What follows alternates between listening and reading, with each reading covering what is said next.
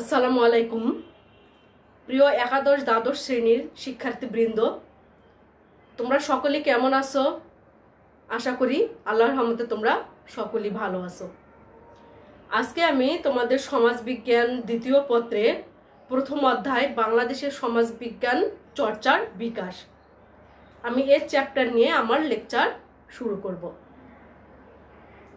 প্রিয় শিক্ষার্থী, বাংলাদেশের সমাজবিজ্ঞান চর্চার বিকাশ আলোচনা করতে গিয়ে বলতে হয় যে সমাজবিজ্ঞানের পটভূমি, সমাজবিজ্ঞানের ব্যাকগ্রাউন্ডটা কিভাবে আসলো সেটা নিয়ে আমি তোমাদের বলবো।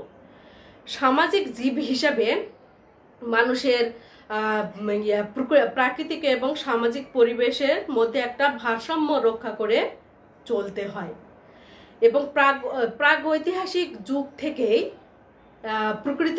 প্রকৃতিকে একটা জয় করার চেষ্টা চলছে মানুষের, এবং সমাজের উপর একটা নিয়ন্ত্রণ করার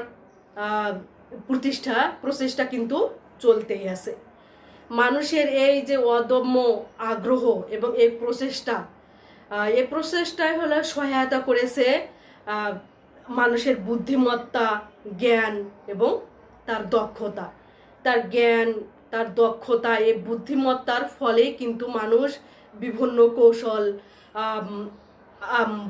কৌশল আয়ত্ত করতে শিখেছে, যা পরবর্তীতে একটা সমাজকেন্দ্রিক জ্ঞানের একটা স্বতন্ত্র কোনো শাখার একটা উদ্ভব ঘটাতে সাহায্য করেছে। এরকম জ্ঞান চর্চার মাধ্যমে জন্ম নিয়েছে সামাজিক বিভিন্ন বিজ্ঞান সমূহের। সামাজিক বিজ্ঞানের অনেক শাখার মধ্যে একটা নবীনতম শাখা হচ্ছে সমাজবিজ্ঞান। তো এই সমাজবিজ্ঞান সামাজিক বিভিন্ন প্রপঞ্চ, সামাজিক সংগঠন, সামাজিক সম্পর্ক ইত্যাদি নিয়ে আলোচনা করে। ইতিহাসের এই পথ পরিক্রমায় দেখা যাচ্ছে শিক্ষাক্ষেত্রেও সমাজবিজ্ঞানের একটা অবদান কিন্তু কম গুরুত্বপূর্ণ নয়। এর শাখা, সমাজবিজ্ঞানের একটি শাখা হিসেবে সমাজবিজ্ঞানের প্রয়োজনীয়তা এবং এর চাহিদা দিন দিন বৃদ্ধি পাচ্ছে। সেই সাথে এর যে ভূমিকা, এই ভূমিকাকে কিন্তু অস্বীকার করা যায় না, এবং এই সমাজবিজ্ঞানের ভূমিকার একটা যে আশাব্যঞ্জক হার দিন দিন বৃদ্ধি পাচ্ছে। তা আমরা এই অধ্যায়ে বাংলাদেশের সমাজবিজ্ঞান চর্চার পটভূমি, পাঠের প্রয়োজনীয়তা এবং এর যে বিকাশ ধারা, এ সম্পর্কে আমরা আলোচনা করব। সমাজবিজ্ঞানের পটভূমি যদি আমরা একটু আলোচনা করতে যাই, ব্যাকগ্রাউন্ড অফ সোশিওলজি, সমাজবিজ্ঞানের পটভূমি।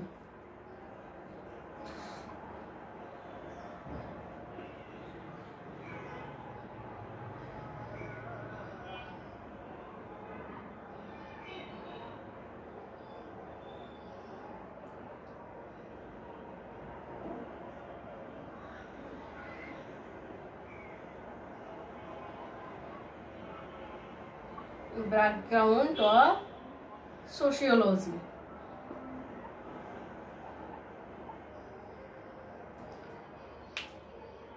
শিক্ষার্থীরা দেখো, 19 শতকের মাঝামাঝি সময় পর্যন্ত সমাজবিজ্ঞানের একটি স্বতন্ত্র শাখা হিসেবে কিন্তু সমাজবিজ্ঞান তখনও প্রতিষ্ঠা লাভ করেনি। এর পূর্বে জ্ঞানের অন্যান্য শাখার সঙ্গে কিন্তু মানবিক যে সম্পর্ক, আচরণ তথা সমাজবিজ্ঞানে সংশ্লিষ্ট কিছু বিষয় নিয়ে কিন্তু তখন আলোচনা করা হতো। তখন সমাজবিজ্ঞানের আলাদা একটা বিষয় তখন কিন্তু অস্তিত্ব ছিল না। প্রাচীন এবং মধ্যযুগের সমাজ চিন্তায় যখন সুসংবদ্ধ চিন্তা ভাবনা ও বিশ্লেষণের তখন কিন্তু একটু সামান্য পরিচয় মেলে। কিন্তু এ যুগের মানব জ্ঞান ছিল প্রধানত মানুষের ছিল কল্পনার উপর আশ্রিত। সমাজ জীবনের যে প্রাকৃতিক হলো জানার জন্য যে চেষ্টা, সেটা কিন্তু সবসময় ছিল, এবং বিজ্ঞানসম্মতভাবে যে এটার একটা পার্ট, এটার একটা প্রয়োজনীয়তা, সমাজ বিজ্ঞানের বিকাশের একটা যে ভিত্তি, তখনই কিন্তু মানুষ রচনা করেছিল। গ্রিক দার্শনিক প্লেটো, এরিস্টটল সামাজিক হলো বিজ্ঞান চর্চার কিন্তু তাদেরকে সামাজিক বিজ্ঞান চর্চার একটা অগ্রনায়ক বলা হয়। এরিস্টটলকে, প্লেটোকে সামাজিক বিজ্ঞান সম্পর্কিত যে সুসংবদ্ধ জ্ঞান চিন্তাভাবনা তাদের দ্বারাই কিন্তু সৃষ্টি হয়েছিল। তাদের প্রচেষ্টা ছিল হচ্ছে সাধারণত কল্পনা মিশ্রিত অবরোহ পদ্ধতি ভিত্তিক, কিন্তু বাস্তবতাকে জানা এবং উপনীত হওয়ার জন্য এই অবরোহ পদ্ধতি কিন্তু একমাত্র পদ্ধতি নয়। কাল্পনিক ধ্যান ধারণা এবং চিন্তার মাধ্যমে মনীষীরা নিরবিচ্ছিন্ন শান্তি এবং নিরঙ্কুশ যে ন্যায় বিচার সমন্বিত একটা হচ্ছে বিজ্ঞান সেটার উপলব্ধি করতে পারে।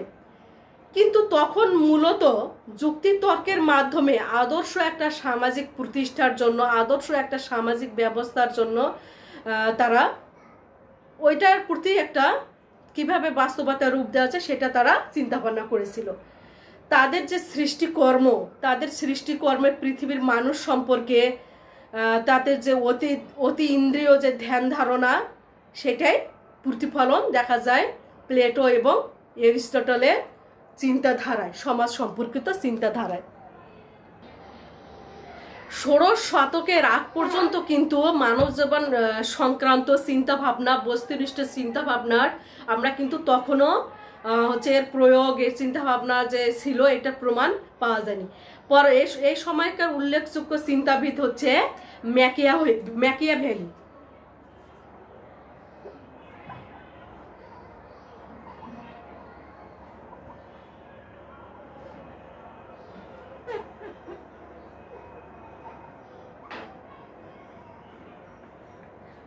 এই সময়কার বিখ্যাত চিন্তাবিদ ম্যাকিয়াভেলি তার বিখ্যাত গ্রন্থ দ্য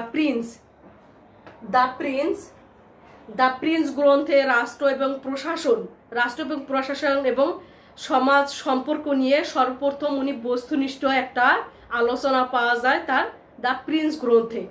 সমসাময়িক কালে টমাস মুরের বিখ্যাত গ্রন্থ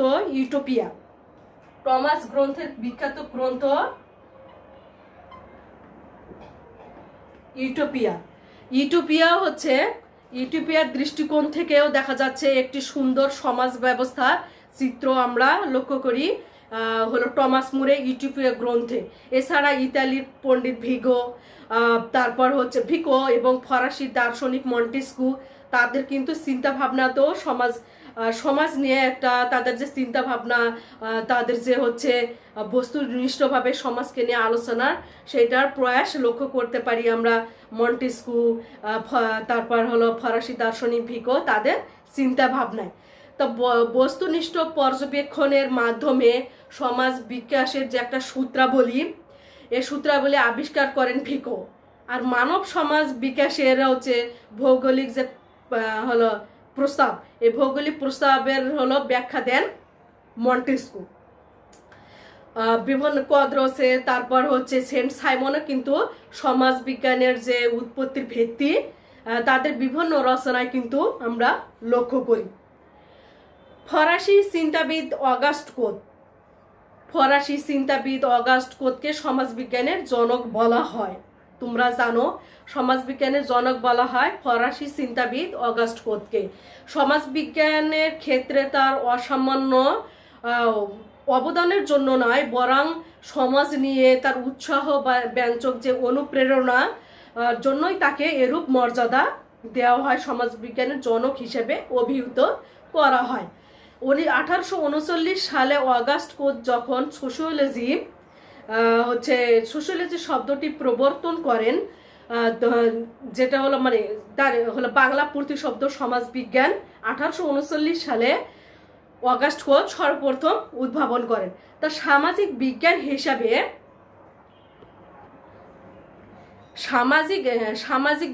হিসাবে সমাজবিজ্ঞানের পরিধি, প্রক্রিয়া, বিকাশ, উন্নতি এবং অবনতির সূত্রাবলী নির্ণয়ের ক্ষেত্রে কিন্তু অগাস্ট কোত অবস্মরণীয় হয়ে থাকবেন। এছাড়া সামাজিক সমস্যা ও পরিস্থিতির বিশ্লেষণের ক্ষেত্রে কোন পদ্ধতি সবচেয়ে বেশি কার্যকর তা তিনি অগাস্ট কোত বর্ণনা করেন। সমাজকে আরও জানার জন্য একটি অনন্য সাধারণ বিজ্ঞানের প্রয়োজনীয়তা তিনি উপলব্ধি করেছিলেন। এজন্য এ সম্পর্কিত জ্ঞানকে কাজে লাগিয়ে তিনি প্রথমে এই সোশিওলজিকে নামকরণ করেন কি সোশ্যাল ফিজিক্স।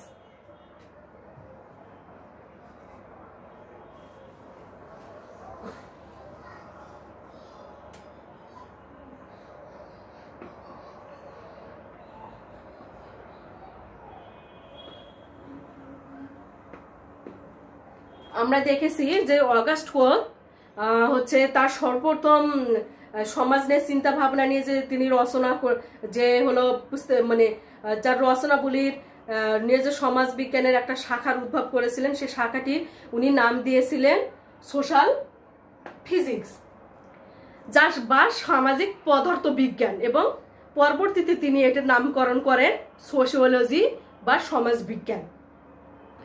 1830 সাল থেকে 1842 সালের মধ্যে অগাস্ট কোতের বিখ্যাত গ্রন্থ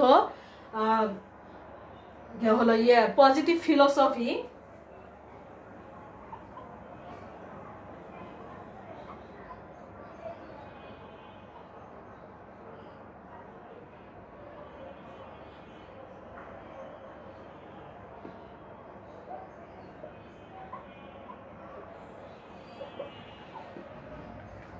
অগাস্ট কোতের বিখ্যাত হচ্ছে গ্রন্থ পজিটিভ ফিলোসফি 6 খণ্ডে প্রকাশিত হয় 1832 থেকে 1842 সালের মধ্যে। তিনি এই গ্রন্থে কি করে মানব জ্ঞানের হচ্ছে বিকাশের ধারা সম্পর্কে একটি তত্ত্ব প্রতিষ্ঠা করেন। যে তিনি এতে মানব জ্ঞানের স্তরকে 3টি ভাগে ভাগ করেছিলেন। মানব জ্ঞানের যে স্তর, সেই স্তরকে তিনি অগাস্ট কোত 3টি ভাগে ভাগ করেছিলেন।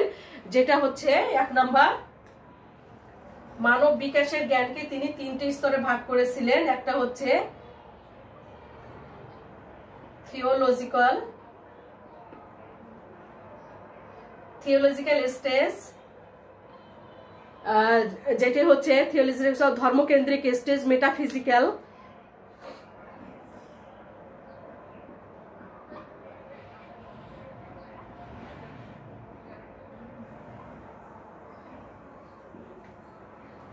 মেটাফিজিক্যাল অতীন্দ্রিয়, এবং হচ্ছে পজিটিভ স্টেজ।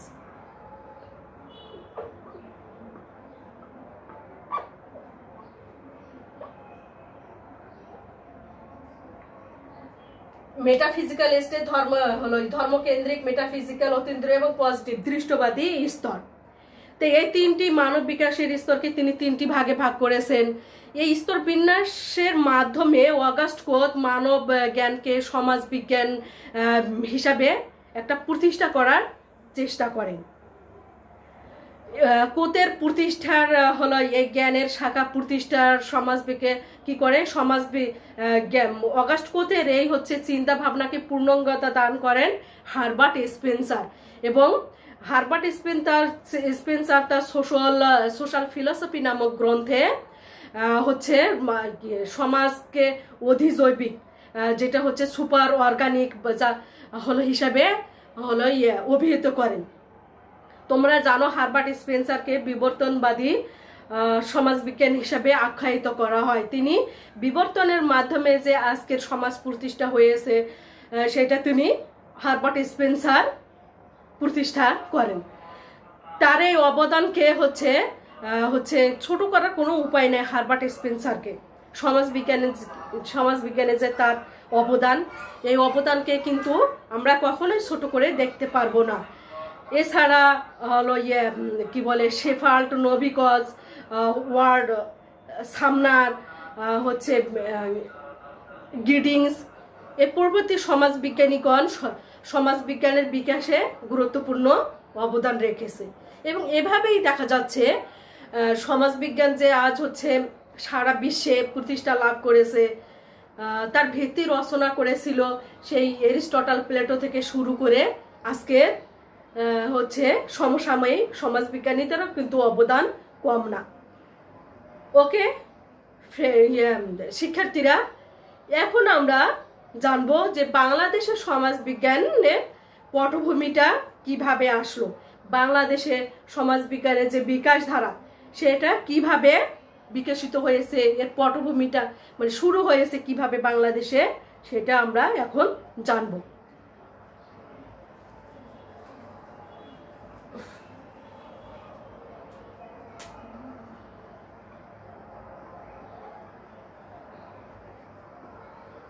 বাংলাদেশের সমাজবিজ্ঞান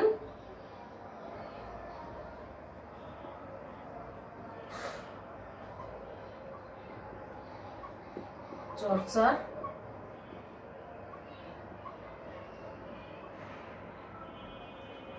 বাংলাদেশের সমাজবিজ্ঞান চর্চার পটভূমি। বাংলাদেশের বাংলাদেশের বর্তমান ভূখণ্ডে মানব সভ্যতার ইতিহাস অনেক প্রাচীনকালে, সুপ্রাচীনকালে। অনেকের মতে এখান থেকে কি মানব সভ্যতা যে শুরু হয়েছিল সেটা 4000 বছর আগে। সে সময় থেকে মানুষের মধ্যে যে পারস্পরিক মিথস্ক্রিয়া, সে সময় কিন্তু থেকে মানুষের মধ্যে আর যে পারস্পরিক মিথস্ক্রিয়া সেটা চলে আসছে। তো এই যে মিথস্ক্রিয়া সাথে মানুষের যে বিবর্তন, মানুষের যে বিকাশ ধারা, এটাও কিন্তু চলে আসছে। সমাজ কাঠামো, সামাজিক সম্পর্ক, সামাজিক প্রতিষ্ঠানের উৎপত্তি সে সময় থেকে ঘটলেও দেখা যাচ্ছে জ্ঞানের একটা স্বতন্ত্র শাখা হিসেবে সমাজবিজ্ঞানের আলোচনা না থাকায়, সমাজবিজ্ঞানের আলোকে কিন্তু তখনকার যে পটভূমি সেটা আলোচনা কিন্তু তখনও শুরু হয়নি।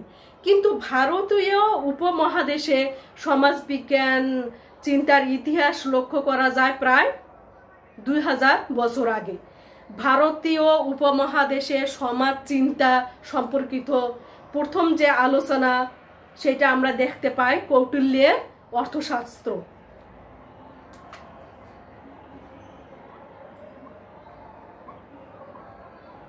কৌটিল্যের একটা গ্রন্থ হচ্ছে অর্থশাস্ত্র, যেটা হচ্ছে মৌর্য যুগে ঘটনা। তো দেখা যাচ্ছে এই কৌটিল্যের অর্থশাস্ত্রে সামাজিক কর্মকাণ্ড পরিচালনার সম্পর্কিত কিন্তু অনেক আলোচনায় কিন্তু পাওয়া যায়। প্রাচ্যের সামাজিক বিজ্ঞানের যে অগ্রযাত্রা, তাহলে প্রাচ্যের সামাজিক বিজ্ঞানের অগ্রদূত বলা হয় কিন্তু এই কৌটিল্যকে। আবারও গুপ্ত যুগের বাৎসায়ন, কামসূত্রে, এই গ্রন্থগুলোতে বিবাহ এবং পরিবার সম্পর্কিত সামাজিক জীবনের বিভিন্ন দিক সম্পর্কে কিন্তু আলোচনা করা হয়েছে এই গ্রন্থগুলোতে। প্রাচীন ভারতীয় উপমহাদেশের দার্শনিকদের দিকে লক্ষ্য করলে একটা বিষয় স্পষ্ট হয় যে তারা সামাজিক সমস্যা বিশ্লেষণের ক্ষেত্রে সবচেয়ে বেশি প্রাধান্য দিয়েছিল ধর্মীয় বিষয়ের উপর, এবং ধর্মীয় দিক থেকে তারা বেশি গুরুত্ব করেছিল। গুপ্ত যুগের পর ইতিহাস পরম্পরায় যেটা আমরা লক্ষ্য করি যে মুসলমানরা ভারতবর্ষে তাদের শাসন ক্ষমতায় যখন আসে, শাসন ক্ষমতায় আসার শুরুতে দেখা যাচ্ছে পারস্যের বিখ্যাত পণ্ডিত আল বেরুনি তার জ্ঞান বিজ্ঞান ও দর্শন চর্চায় ভারতবর্ষে তার যে আল বেরুনির চিন্তা ভাবনা সেটা ভারতবর্ষে নিয়ে আসেন। তিনি ভারতীয় সমাজ কাঠামো সম্পর্কে, আল বেরুনি বিশেষ করে হিন্দু সমাজ সম্পর্কে দর্শন চর্চার জন্য গভীর পর্যবেক্ষণ এবং পর্যালোচনা করেন আল বেরুনি। ভারতীয় সমাজ কাঠামো সম্পর্কে এই আল বেরুনি বিশেষত হিন্দু সমাজ সম্পর্কে তিনি গভীর একটা বিশ্লেষণ করেন, এবং ষোড়শ শতকে আইনি আকবরী ফজলে আবুল ফজলের বিখ্যাত গ্রন্থ আইনি আকবরী এবং আকবরনামা ভারতীয় সমাজ সম্পর্কে একটা এই আবুল ফজলের আইনি আকবরী এবং আকবরনামায় কিন্তু ভারতীয় সমাজ সম্পর্কে একটা ধারণা পাওয়া যায়। এসব গ্রন্থে দেখা যাচ্ছে বাংলাদেশ সহ বা ভারতীয় উপমহাদেশের বিভিন্ন অঞ্চলের সমাজ সংস্কৃতি প্রাকৃতিক পরিবেশের একটা বিবরণ পাওয়া যায়। মুঘল, পাঠান, শের এবং লোদি বংশ, খলজি বংশ, বিভিন্ন বংশের শাসন আমলে তাদের সামাজিক, অর্থনৈতিক, রাজনৈতিক এবং সাংস্কৃতিক পরিবর্তনে সমাজ বিজ্ঞানের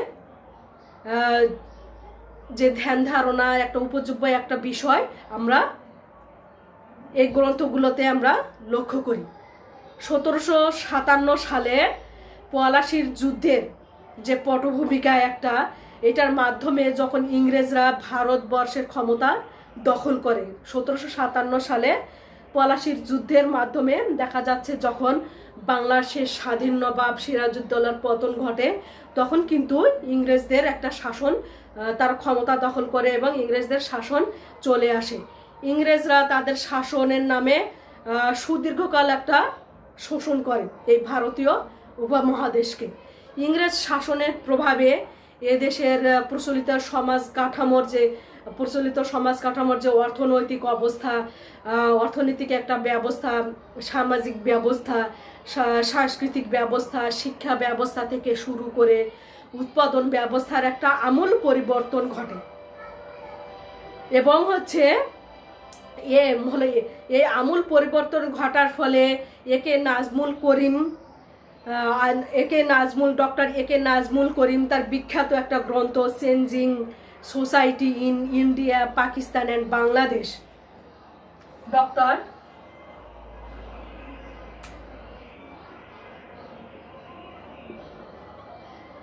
এ K Nazmul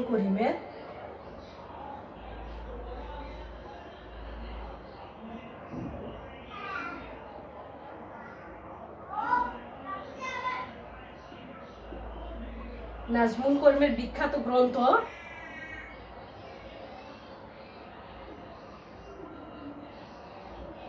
the changing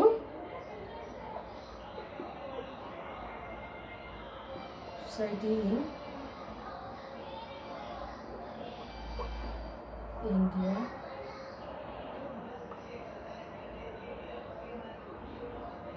Pakistan and Bangladesh.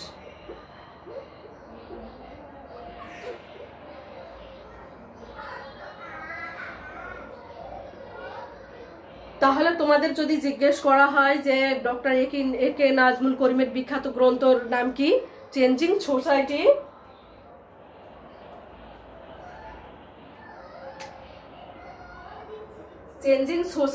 In India, Pakistan and Bangladesh, doctor A K Nazmul করিমের বিখ্যাত গ্রন্থ। তো এই ডক্টর এ কে নাজমুল করিমের এই বিখ্যাত গ্রন্থে দেখা যাচ্ছে ইংরেজ শাসন আমলের যে হচ্ছে তাদের অর্থনৈতিক, সামাজিক, রাজনৈতিক ব্যবস্থা, এটা কিন্তু ডক্টর এ কে নাজমুল করিমের এই গ্রন্থে কিন্তু আমরা ভারতীয় উপমহাদেশের সমাজ ব্যবস্থার অনেক যে সংস্কার সাধিত হয় সেগুলো কিন্তু আমরা এই গ্রন্থে আমরা পাই। এছাড়া সতীদাহ প্রথা নিষিদ্ধকরণ, তো এই ইংরেজ শাসন আমলে সতীদাহ প্রথা নিষিদ্ধকরণ, বিধবা বিবাহ চালু, জমিদারি ব্যবস্থার পরিবর্তন ইত্যাদি সমাজকে একটা আমূল পরিবর্তন করে। তো ইংরেজ শাসনের প্রভাবে কিন্তু ভারতীয় উপমহাদেশে 1850-এর দশকে 3টি বিশ্ববিদ্যালয় স্থাপিত হয়। 1850-এর শতকে কিন্তু ভারতীয় উপমহাদেশে 3টি বিশ্ববিদ্যালয় স্থাপিত হয়। এই বিশ্ববিদ্যালয়গুলো হচ্ছে কলকাতা